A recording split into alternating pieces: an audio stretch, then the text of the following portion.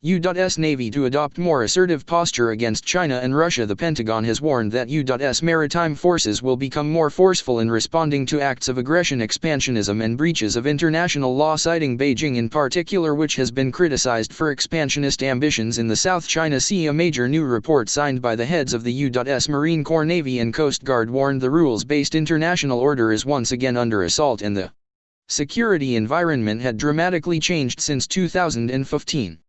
South China Sea. U.S. unveils first sanctions linked to militarization. Read more. The report said China and Russia were now determined rivals of the US, with China presenting the most pressing long-term strategic threat. China is the only rival with the combined economic and military potential to present a long-term comprehensive challenge to the US. The report said it seeks to corrode international maritime governance, deny access to traditional logistical hubs, inhibit freedom of the seas, control use of key choke points, deter our engagement in regional disputes and displace the United States as the preferred partner in countries around the world. China is in the midst of a rapid modernization and expansion of its military power. Its naval force is the world's largest, more than tripling in size over the past 2 decades. It has embarked on aggressive expansionism in the South and East China Seas with frequent military drills, and in the Taiwan Strait with near-daily incursions into Taipei's air defense identification zone. In response, the U.S. has increased its naval activity in the region and enacted sanctions against China. Our globally deployed naval forces interact with Chinese and Russian warships and aircraft daily, the document said, noting their growing aggressiveness and calling China the most pressing long-term strategic threat. The latest incident between the U.S. and China naval forces took place in late August when Beijing said it had driven an American warship from the disputed